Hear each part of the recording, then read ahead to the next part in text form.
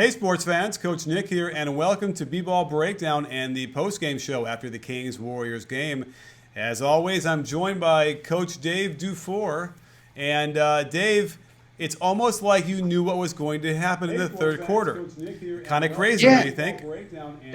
You know what? This is, I've been hot the last couple of days. I called the Boogie 40-point game, and I said Clay was going to go nuts in the third quarter. And, you know, the beauty of this was the Warriors really came out. They were engaged defensively, and that's what created, you know, the what they did in the third quarter. They were plus 27 for the quarter. Wow, which is insane. And that's the team I expect to see come playoff time. Yeah, for sure. And you know that they had an 18-point straight. I actually videoed or Vine. We can't call it Vine anymore. What are we going to call it? Just Twitter video. Maybe we'll just call it Vine for fun. So I Vined all 18 of the points in a row, just to kind of, it's mesmerizing when you watch just how they do it, and from all over the court.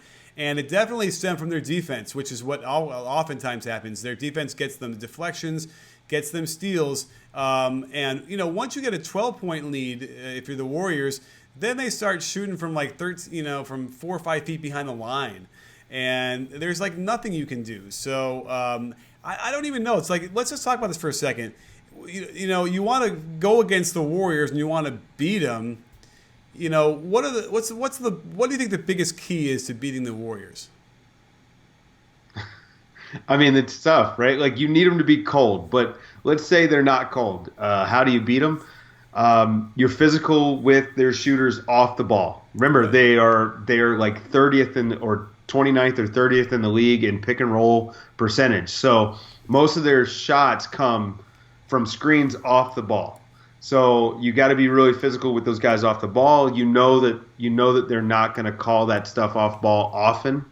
So you've got to do that. You've got to do a lot of offensive rebounding yourself, because that's the one place where they're really vulnerable.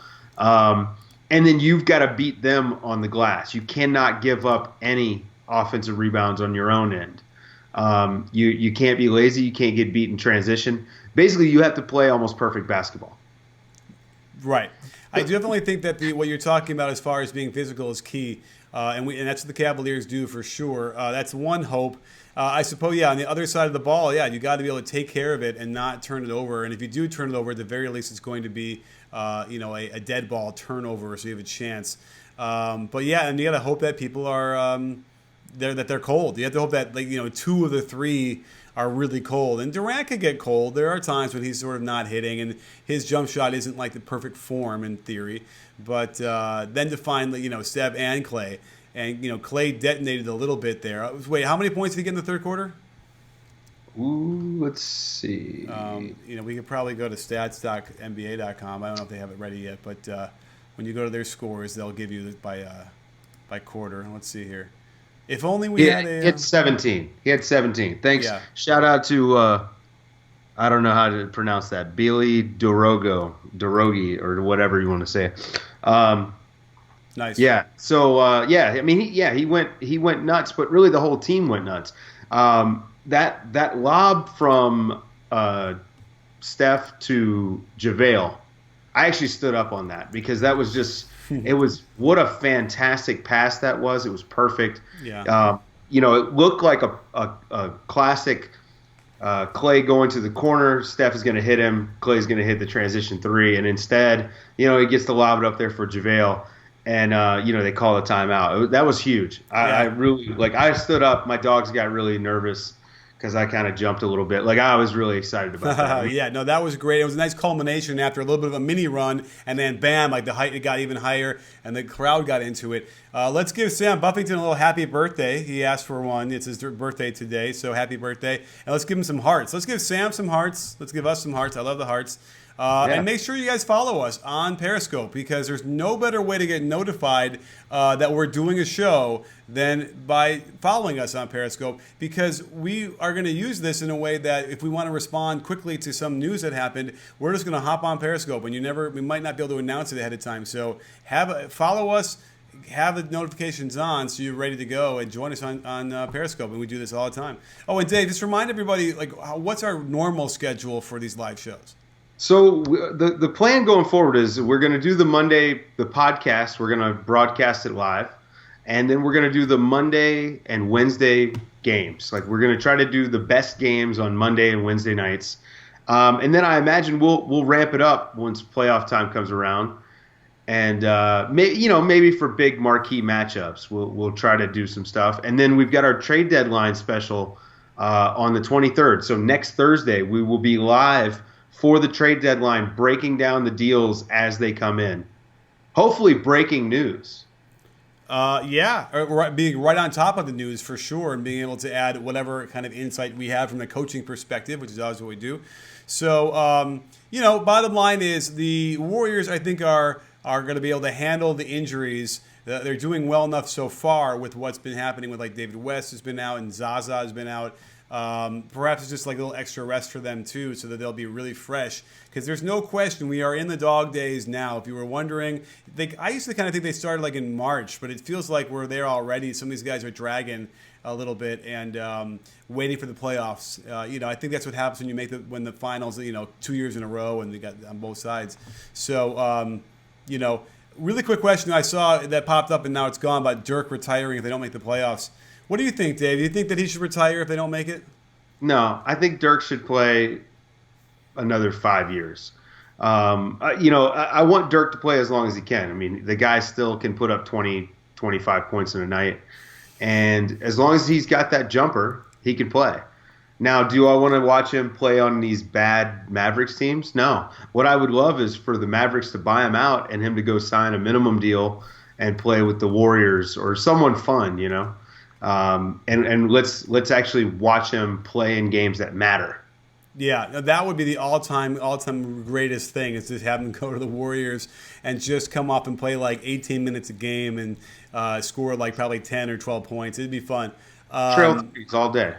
Yeah, but even still, I'm just glad that he got a championship at the very least anyway, and so that was his career feels fulfilled nonetheless.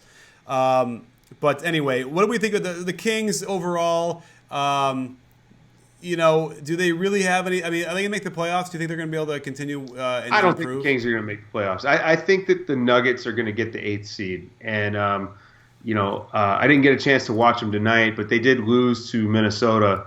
And Wiggins not only did Wiggins put up 40, but he also murdered our boy Nikola Jokic. So, the big thing on that, a little pet peeve of mine, and now I don't want to change the rule, but, when you're a big and you're the last line of defense, right? You're damned if you do and you're damned if you don't.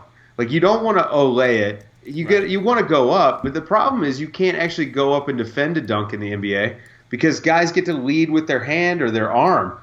Steven Adams is great at this on his little hook shot. He actually stiff arms the guy, so he's got like 3 or 4 feet there where he's created space. And so Wiggins did that on the dunk, which is part of how he was able to throw it down. I mean, don't get me wrong, I still love it, and I popped for it, but, it was vicious, though. I mean, I don't think, because he cocked it back and then fired it down, and, that's when you can't really – if a guy kind of holds it out for a little while and then kind of tries to throw it straight down, then you have a chance maybe. When you kind of, hold it there for a while and then hammer it down, it's, really tough, but great highlight for sure. Great to see from Wiggins. I feel like when I've watched Wiggins recently, he's sort of low surround out there, and we don't see a lot of the explosion like that. So and that led them to the win. Is that what you said? I didn't check the scores yet, but they won by I think they won 112-99. So for whatever that matter. I mean, it really matters more for the Nuggets than it does for the Wolves. I don't think the Wolves have a shot really at being the 8th seed. I just don't think that they're going to be good enough. But yeah. And Wiggins, this is a great stat from OVODQ. This guy's been on the money. He's the 4th player in NBA history to have back-to-back 40-point games under the age of 22. I mean, the guy is electric when he gets going, and this is one thing. I think Levine is a better natural scorer. He's a better shooter than Wiggins, but Wiggins' athleticism will allow him to go through sort of, these sorts of periods, right? Where he's just got fresher legs than everyone else, and he's jumping a little bit higher and stuff like that. But we're actually seeing how good of a scorer he could be. like he's not having to share the ball with Levine on the wing, and this is huge for him. Yeah, Wiggins is very frustrating, and I don't know if it's been the weight of the world on his shoulders since he was young, but he just plays like he's got that weight on his shoulders. He doesn't, we read about it. You ever read that book, Playing Their Hearts Out? No. So George Dorman wrote an amazing book about the AAU circuit around in Southern California. And I mean, I feel like Kawhi is probably in it a little bit, but like the guy who stars in it is the, before Shabazz Muhammad, this guy was going to be the guy, and he never made it. And part of the reason was he stopped like engaging and trying to compete because it was sort of a futile feeling where he never could, it would never help him. He was already so high rated that he would only go down if he tried. And so he kind of disengaged. And it sort of feels that way with Wiggins, where he just hangs the head, bad body language. Even still, I saw it a lot last year, and I'm still seeing a little bit this year. And if he could just get that eye of the tiger, then yeah, he would be legit like 27 point per game scorer. And he'd also be a lockdown defender. And he just doesn't give out. And I have to imagine that Thibodeau is going to be really frustrated by that. And if he can't turn that around, I wouldn't be surprised if he traded him by the middle of next year. So for me with Wiggins, it's more like, I wonder if he's more like a Larry Sanders type of guy where he doesn't really love playing basketball. Yeah. He's just good at it, right? Like, I mean, there are a lot of these guys, and you don't know it because, it's bad for business if they admit it. Right. And, I wonder if that's a part of it. And that maybe is part of the body language that we see. To me, like my favorite, I like watching people play basketball like with joy. I love it's one of the reasons why the Warriors were so much fun last year, and why I love seeing JaVale McGee out there. And I root hard for these guys that look like they're really enjoying themselves and having fun, right? But Wiggins doesn't necessarily have that. Now, this isn't to say that he doesn't enjoy it. This is all me. I'm projecting, right? Like I'm guessing. But I wonder if that's a thing. I don't know. Yeah, I mean, it's possible. I mean, that's a lot of times the first question I ask a kid if he's going to work out or start trying to train, that, do you love the game? Is it something you really love to do? Because you better if you're going to do it, or else it's not going to be as fulfilling. So, I train players that have talent and love to play, but they don't love to work, and they don't understand that, like, when you're doing like individual player development and you're doing one move 500 times, right? Like, they don't get how hard that is and how you're going to mess it up 400 times out of 500. And, it feels great when you hit it. And then once you get to start adding it into some games type scenarios, you really, there's a really rewarding thing to it, but it's work. It is not easy. I mean, these guys in the NBA, they have real jobs. Like, they get up, they do shoot around in the morning, they're working on all these skills all day. They're training with weights. They're foam rolling. Like, this is like a 14-hour-a-day job. And I'm even counting, when they take a 4-hour nap in the afternoon, like that's part of their job. So, it's so much work to be a good high-level basketball player. And so when you get a guy like Wiggins who's so naturally talented, and I know he works hard. He works with Drew Hanlon, doesn't he? He does. So there you go. So I know he's a hard worker, because otherwise Drew wouldn't work with him.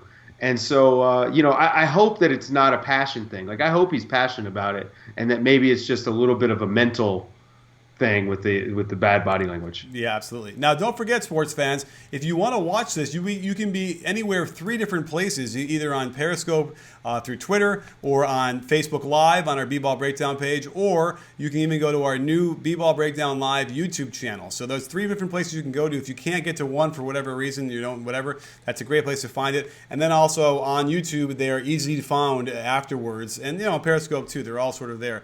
I think Periscope is the best. Periscope, I think, is the best because this plays into Twitter. We're all here. And speaking of Twitter, let's all press that upward arrow button and share this with everybody else. Let's get like a huge crowd in here. Let's get a big swell. We'll start answering even more of your questions right now, and we'll make it interactive and give you guys shout outs. Get those questions rolling in. Yeah, so everybody share it on Twitter right now. Boom, blast it out, and let's see how that number just skyrocket. I feel like Wiggins playing with passion. He just doesn't show emotion in his other players. E. Brownie asks, did Melo deserve the All-Star spot? So we talked about this the other day when we found out about the Love surgery and that he would be out. And you know what? I would prefer Bradley Beal. The Wizards are 3rd in the East. He's having a great season. He's a young guy. But it's hard to argue. Melo's 23 points a game, and he's been doing it for this long. Like, of course he's going to get it. Right. That's the answer. Of course he's going to get it. Even and we said that. We kind of like. So Yeah. I think I said it. I think you wanted Beal perhaps, if I'm remembering correctly. Yeah. Oh yeah. And I think I just went cynical. I'm just like, it's going to be Melo, and that's it. And that's okay. And only because we've seen this for 30 years of how they do it. And it's really too bad because I like to see the young guys get their shot. Melo's been an All-Star for what, 12 seasons or whatever it is. It's like so that's what I'm thinking. Yeah, someone talking about Russell Westbrook's triple doubles. He got another one tonight in a win. They looked bad to start the game, and then Russ again. This is becoming a thing with him. The second half, like he's becoming a closer, and actually, I guess he's a closer. Let's put it that way. And coffee's for closers, right? So. He's really like shown me a lot in the way that he settles in the second half. By the way, I would take if you don't know what we're talking about, in the second place is for a set of steak knives. I would take some steak knives around now.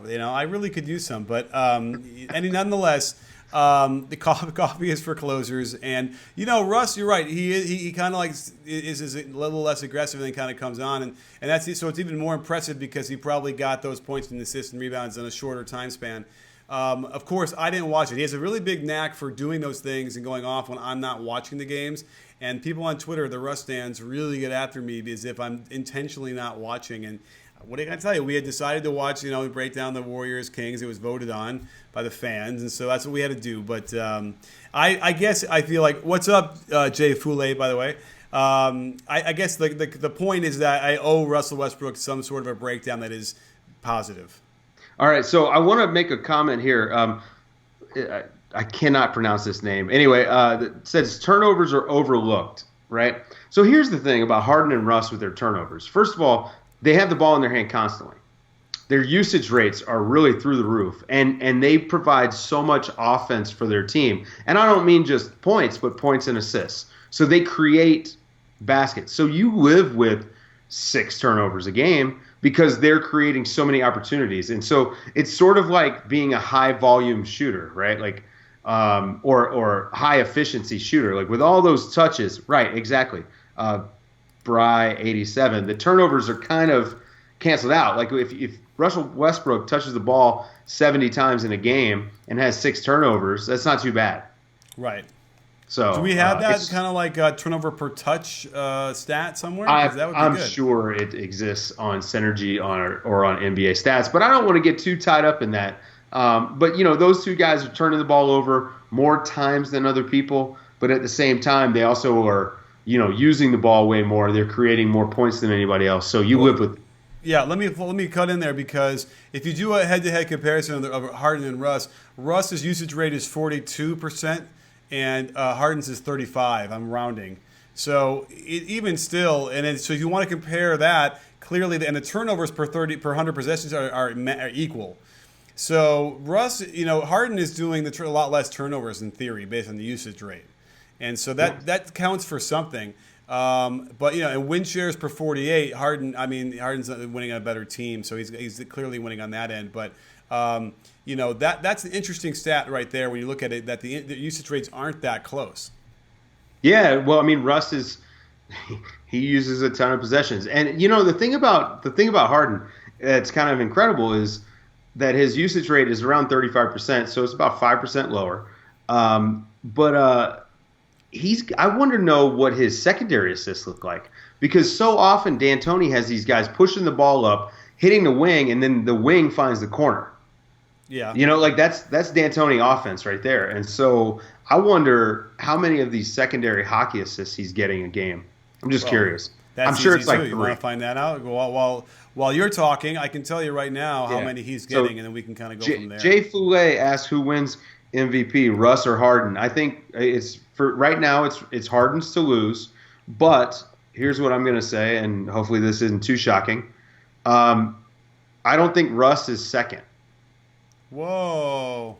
I think it's got to be KD, and it's got to be LeBron. And as a matter of fact, I might even put Steph above Russ, because winning games matter. I know that he's doing it by himself. Yeah, well, KD is playing all NBA level defense. Yeah. And doing what he's doing. And tonight he certainly did. Yeah, I mean, this has been all season. Now, is he going to be first team? I don't know, but he's at least going to be second team all NBA defense. Like, he's been amazing. And Russ is a negative on defense. He gambles too much. He's lazy on switches, or does lazy switches, I should say. He's constantly behind on rotations. But the gambling is the biggest thing to me. Like, there's so many times where if he just played good positional defense, he's so athletic that he would be able to make plays if he's in position. The other question we have to ask is that. Oh, and I forgot about Kawhi. Sorry, I forgot about Kawhi. So I think Russ is probably fifth in the whole MVP thing. Wow, those are that you're burning it down on the ground right now. And by the way, Russ gets 1.1 secondary assists per game, while Harden gets 1.9, so almost double. Okay. Almost double. Which is significant. And we also have to discuss whether or not, I don't really know if I feel like doing it now, but there's a discussion to be had about whether or not it's positive or negative that Russell Westbrook is out there trying to get triple doubles, and that's it's kind of like if you're a hitter in baseball, you want to get hits. That helps your team too. But, and their record is good. When he gets triple doubles, they win. I mean, that's legit. So it's just a question of like where you want to place the value on how you play or not. And I would recognize the argument for being a negative, and all the other I can see the alternatives too. So someone asked, and I missed the name, but can Jabari come back after suffering a second ACL tear? So we touched on this the other day too.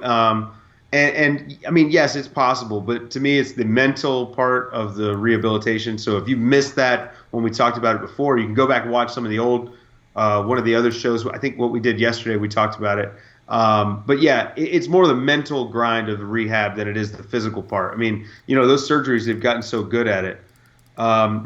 Someone asked if we enjoyed the E. Brownie asked if we liked Walton and Dick Vitale. We talked about that as well during the previous post game. Walton was fine, but Dick Vitale just doesn't know the NBA at all. No, I'm not sure Walton was fine either, but Walton's funny. Yeah, I mean, for a guy that like is real, hippie, he kind of was talking about money a little bit too much for my taste. He talks about money the whole time, and I think that he must be like Pablo Torre's agent or something like that, because I think he's getting paid by the dollar to say his name on the broadcast. I tweeted Pablo out and he got it back to me. It was hilarious. So I don't know what's going on with that either, but you're right. It's a trip when you have Bill Walton involved and a guy who I want to hang out with, and that's going to be my lifelong mission. There you go. Someone, Ovo DQ, man, this guy's been asking good questions. This is an interesting one. He asked Paul George or Gordon Hayward. I'm pretty sure that we're going to have the same answer on this. Well, after tonight? Yeah, okay. Flu game aside. Yeah. I'm going with Paul George.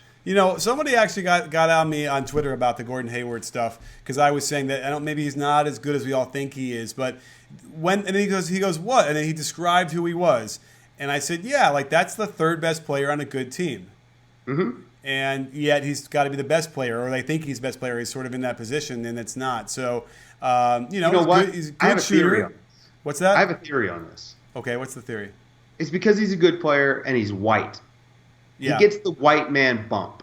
Right. And, like Larry Bird was a legitimate good player. Actually, today is like the anniversary of the time that he played the Portland Trailblazers left-handed and scored 47 points. Yeah. By the way, not all of them were lefty. There was a few righty shots. In fact, he got an opening court dunk. I watched a few of the clips, and it was right-handed when he easily could have done it left-handed. I was like, wait, so... Nonetheless, let's not take any away from Larry, because he. I did a video thinking that he's better than LeBron. So. Oh man! All right. But so Gordon Hayward is not a bad player. He's a good player, but he's not as good as he's made out to be. He would be a good fit for a team like Boston, or a team like the Pacers, or someone like that that's already had. Well, Boston doesn't really have a superstar, but the Pacers have a superstar in Paul George. He'd be a great complementary player. He can run a pick and roll. He plays good enough defense. We have a great question here from Jay Edward, and that will lead us to a couple different starters' roles as they come back from injury, which is, so let's do both of these. Will Will Kerr replace JaVale McGee in the starting lineup when Zaza returns? And then also, what happens to J.R. Smith when he returns from his injury in Kyle Korver? So I'll throw out that JaVale goes to the bench without question when Zaza comes back. I mean, I think that's not even going to be an issue, right? That's what Kerr does. Yeah, I don't agree with it. I like what JaVale brings to the table for them from an athletic standpoint. But this is Steve Kerr. He's going to be starting Zaza. Yeah. Now, on the other side, it's a little bit more of a complicated, interesting thing because JR's been out for so long. And now that Kyle Korver is in there. Kyle Korver's not starting, is he? Oh, he's not? No. You know what? That was the tweet I had, but wait, now I'm confused. Who is starting then? Is it Shumpert and... it's Shumpert and Kyrie and then Love and Thompson and LeBron. Okay, so he's not starting. So, yeah. Okay, so I guess that's another question. But JR had been starting, before that. Yeah. So does Shumpert go to the bench? I think Shumpert goes to the bench. I think J.R. Smith starts. Okay. All right. Yeah, that actually makes more sense. You're right. For some reason, I had Kyle Korver in my mind, but not that it changed anything anyway. But But that does create some interesting issues then later because now Kyle Korver is really killing it. I guess it just means Shumpert gets less minutes. Yeah, probably, which is a good thing. Right. I mean, it's weird that he'd go from a starter to probably 12 minutes a game or something like that, but that's probably what it's going to be, right? J.R. Smith is a better player. I mean, J.R. Smith's a better shooter. He's a better defender. Shumpert has this false identity as a good defender. It's just not true. He's just not really. He's average, but he's not good. Right. Now the one thing I've seen this pop up 5 or 6 times. People asking fits for Melo around the league. I think that the best fit for Melo would be Memphis. I think Memphis would be really good. I'm trying to think of another contender that he would be really good for. You know what? He could play 4 for the Wizards, and that would be something. Like that Paul Pierce thing? Yeah. That's about it. I'm intrigued by that. Again, could the Wizards even entertain? I mean, I don't think they can make that trade. It's funny. I keep thinking Markieff Morris is one of their best assets they could probably trade. But you know what? He kind of does some things for them in a way that it would change the dynamic. He's very versatile. They'll play him a little bit the 4 and the 3, and and without a Porter, you got some really great mismatch. You can mix and match stuff there. So, and Melo is not the same. Although is Morris a better defender than Melo? Yeah, I would say so. Okay. Yeah, I would say so. Someone asked if Nikola Jokic can be a top center in the NBA. And you know what I'm saying? He is. Maybe he is. Yeah. I mean, I think you could say he's a top 5 center right now. Yeah, I mean, look at the numbers since he started starting. It's probably, I have to look, if only we could look him up, but it's got to be something like 29 and 5, right? Yeah, he's incredible. Yeah. I mean, if only I could just call up some website that had statistics on it from all the NBA players. But you look at right now, it's per game. Work. It was 16 points, 9 rebounds, 4.3 assists, a 0.8 of a block, shooting 59% from the field, and 36 from 3 on 2-3. So, and I know those numbers are higher over the last whatever game since he really got more of a shot. So let's just call it 18 and 10 or something with 4.5 assists. That's as good production you're going to get from any center in the league, right? Besides I think for sure. Oh, and Embiid. And Embiid. I think Embiid is the best center in basketball. Right. Now, and then you got to go Towns. And Towns probably. I actually had to look at his numbers. I haven't looked at him recently, but I'm assuming he has better numbers as well. But I don't think that means that Jokic is worse than Towns. No, well, I like Jokic over Towns. Right. Although Towns, if you notice, his numbers are 24 and 12. Oh, he's don't get me wrong, he's good. This is the renaissance of the big man. I mean, you made a video about it. I got to already do another one because it's incomplete. I know it's crazy. So let's see. Let's get some more questions going. All right. Maybe there's some questions on Twitter. Should we look at Twitter? Sure. Let's see here. I'm not sure if I don't know if we told anybody asked these questions there, but certainly it'd be nice if they had them. Nothing's popping up, it looks like, right away. But if you have any questions, you can ask us on Twitter or Periscope. Hey, I can even fly over to Facebook, see what we have going on over there because we're broadcasting simultaneously as I am using 91% of my CPU power to broadcast to 3 separate platforms, I guess, if you will. So we were just asked. Yeah. We were asked why Isaiah Thomas is underrated. I'm going to go ahead and say I think he's being overrated. Right. The 29.8 points per game is being overvalued because he doesn't play any defense at all. He is, what's his plus minus now? It's like right. The net rating was close to 0. Yeah. Yeah. So that is rough. Yeah. I mean, and he doesn't create offense for other people. Right. He doesn't. No. Yeah. All right. I want Facebook, and we have some questions here. So, Jumbiam Lee asks, why does Cousins consistently have bad games against the Warriors? He seems less dominant. In the head. Yeah, we got Draymond on the other end of that, right? A little bit. Although Draymond's the one who ended up losing that battle tonight. Yeah. I think it's a mental thing with Boogie. I think that, the Warriors are really great, and Boogie is the only guy who's any good on his team. And I think that that's frustrating. I've been in that position before, and it's not fun. It's just not fun. And so, he watched these guys swinging the ball around, dropping threes everywhere, feeding the bigs when they run the court. And I think that he just doesn't have that, and it sucks. So I feel bad for Boogie. Absolutely. Now we have another question on Facebook. Mio Tavaloch Servando Jr. Shout out from your fan from the Philippines. Good job, guys. Thank you, Mio. Salamat, which means thank you in Tagalog. Tagalog? I don't know how you say it. How do you say it? It's Tagalog. Tagalog, okay. I never pronounce any of those things the right way. So, but I can say the words. And then puso, which means heart. Anyhow, Rod Michael asks, how many games can the Warriors win with the Cavs if they make it to the finals? Well, 4. Right? Yeah. Yeah. They're going to win 4. They're going to get the whole series. If you want it the other way, maybe the Warriors win 2. Maybe they win 3 if we're lucky to get another 7-game series. But, I would love to say we're going to get another 7-game series, but I think depending on how Love comes back, I think it's a 5 or 6-game series. Yeah. Again, it's February. It's the middle of February. Like, it's way too early to be thinking about June. Right. Now, if we fly over to YouTube, we have a question there. What piece or pieces do the Kings need in order to get to the playoffs in the future? JC Celtics asks. Everything. I don't know. Everything? Everything. Yeah, I don't like Matt Barnes playing that minutes on their team. It's like almost like it's like who do you not like, and then you can kind of go from there. They need a legitimate point guard. I mean, Collison's having a decent season, but he can't be your best point guard. Well, to be an 8th seed, I think he can. Sure. Yeah, I guess. I don't know. I think that they've got moves they need to make, but it's will they make them? They may be better off, and I know that this is going to sound crazy, but they should unload everyone who isn't Boogie and just start from scratch. And it sucks because Boogie is about to get a 5-year, $200 million contract. Right. I don't know. I mean, because it's like, well, who do they have? They have the young guys who are all out there at the end, and there might be something there. But then then the problem is like aside from a blowout like tonight, they don't play. And when Rudy Gay is healthy and playing, it's like those guys. You got guys like Scal Labissiere and then Malachi Richardson.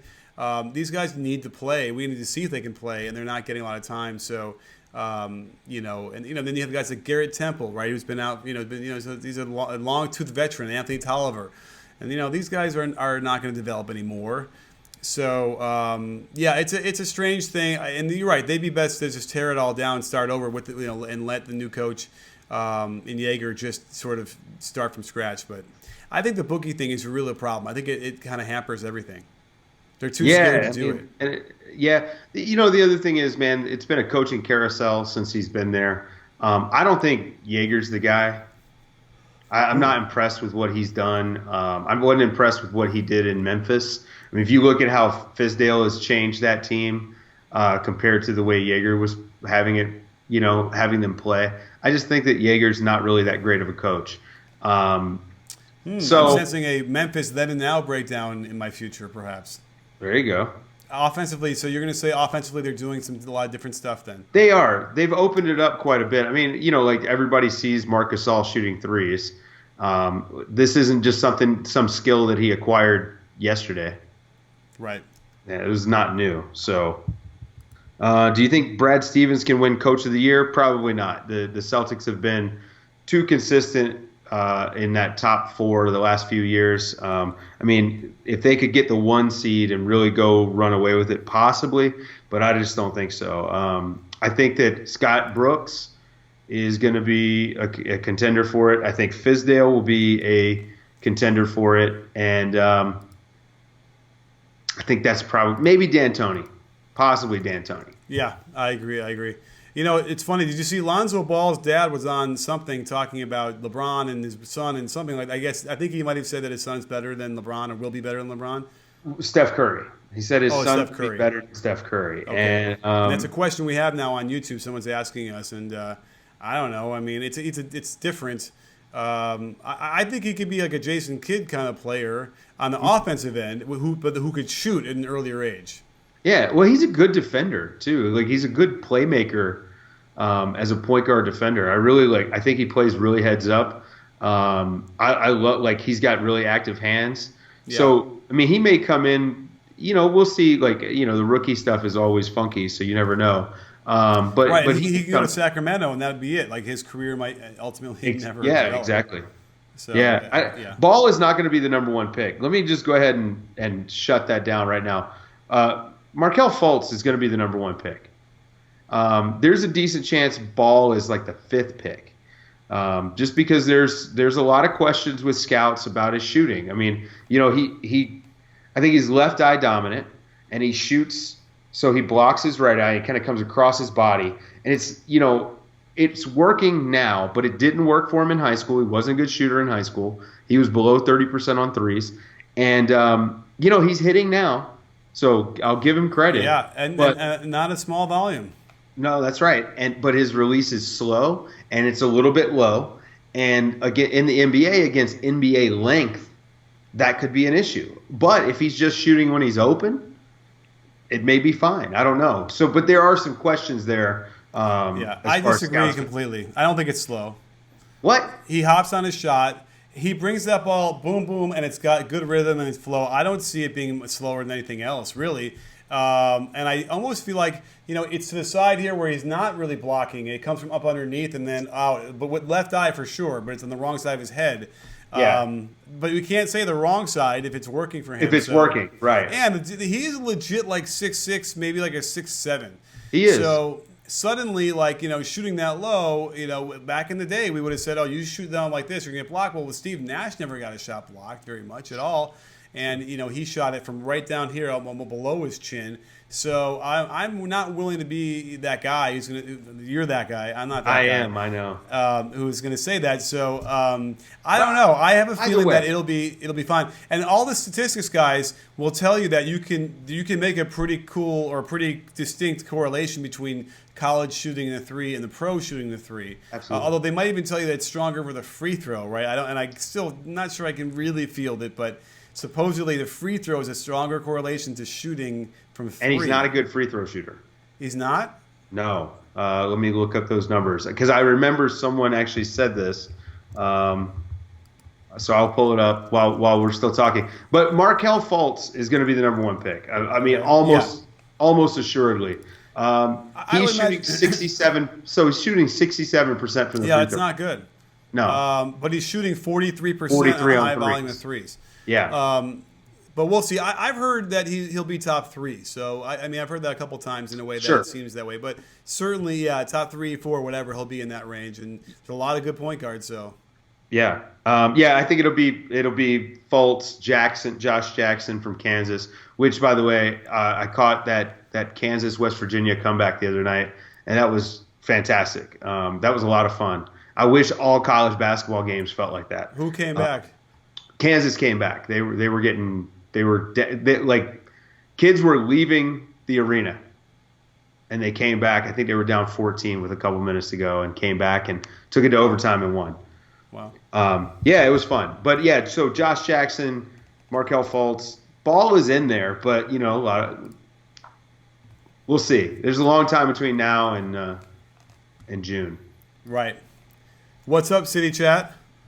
All right, so we got any more questions, or I don't know. I think we're good. I mean, this is a nice. We had a nice little run here, and it's getting late. I mean, certainly in the East Coast, yeah, to all our Russian people. Yeah, all the everyone on the other side of the world who are starting their days. Well, thanks for coming on the show with us and breaking some stuff down. Thanks for joining us, everybody out there on YouTube, on Facebook, on Periscope. Don't forget to check out. We have a great podcast from Monday that Dave and I did. So get over to iTunes or Stitcher and look up the B-Ball Breakdown podcast and get our episode 10 of solving the NBA's problems one question at a time. And what else we have on store that we want to tell everyone about, Dave? Anything?